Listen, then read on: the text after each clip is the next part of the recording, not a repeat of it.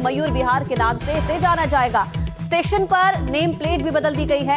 SNA की सिफारिश पर डीएमआरसी ने ये कार्रवाई की है। मेट्रो स्टेशन का नाम बदले जाने से यात्रियों को दिशा समझने में अब और आसानी होगी और इलाके को एक नई पहचान इससे मिलेगी।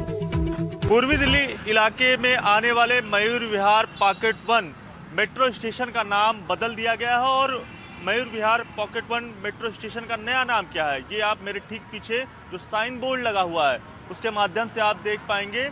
जो नया नाम है वो श्री राम मंदिर मयूर विहार इस मेट्रो स्टेशन का नाम जो है वो रखा गया है। और जो जानकारी मिली है उसके मुताबिक जो मयूर विहार फेज़ 1 मेट्रो और मयूर विहार पॉकेट 1 मेट्रो, इस दो नामों की वजह से लोगों के अंदर काफ़ी ज़्यादा जो कन्फ्यूज़न है वो होती थी। लगातार जो बीजेपी के नेता हैं वो जो ये मेट्रो स्टेशन है इसका नाम बदलने की जो बात है वो उनकी तरफ से जो कोशिश है वो लगातार की जा रही थी।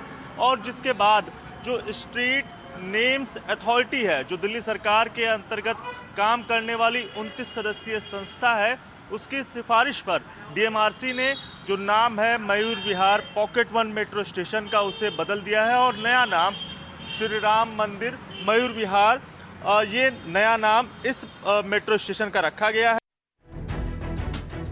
अब जरा अंतर्राष्ट्रीय खबरों का रुख करते हैं। देखिए, ईरान और अमेरिका के बीच तनाव कम होने का नाम नहीं ले रहा है। एक बार फिर से ट्रंप ने धमका दिया ईरान को। क्या कह रहे हैं डोनाल्ड ट्रंप? उनका यह कहना है कि एक उनका बेड़ा ईरान की तरफ तेजी से बढ़ रहा है और बहुत जल्द ये बेड़ा ईरान पहुंचेगा। अब इसको यहाँ पर क्या समझा जाए, क्योंकि एक तरफ बातचीत की चर्चा यहाँ पर हो रही थी और दूसरी तरफ डोनाल्ड ट्रंप एक बार फिर से इस बात को दोहरा रहे हैं कि वो सैन्य तैनाती ईरान के इर्द गिर्द बढ़ा रहे हैं और इस सिलसिले में ये जो बेड़ा है ये ईरान का रुख यहाँ पर कर रहा है। ईरान हमसे डील करने के लिए बेताब है, ये भी उनका कहना है। वो यहाँ पर ये भी कह रहे हैं कि ईरान अगर डील नहीं करेगा तो इसके नतीजे गंभीर होंगे। यानी सीधी चुनौती इस तौर पर कि ईरान को डील करनी चाहिए अमेरिका के साथ। अब इस पर ईरान क्या प्रतिक्रिया देता है ये भी देखना महत्वपूर्ण होगा, क्योंकि ईरान भी लगातार डोनाल्ड ट्रंप की इस धमकी भरे लहजे का जवाब उसी अंदाज में देता हुआ नजर आया है। और इन तल्खियों की वजह से ही एक चिंता इस बात को लेकर है कि कहीं ये धमकियों वाली भाषा युद्ध के जैसे हालात यहां पर न बना दें दोनों देशों के बीच।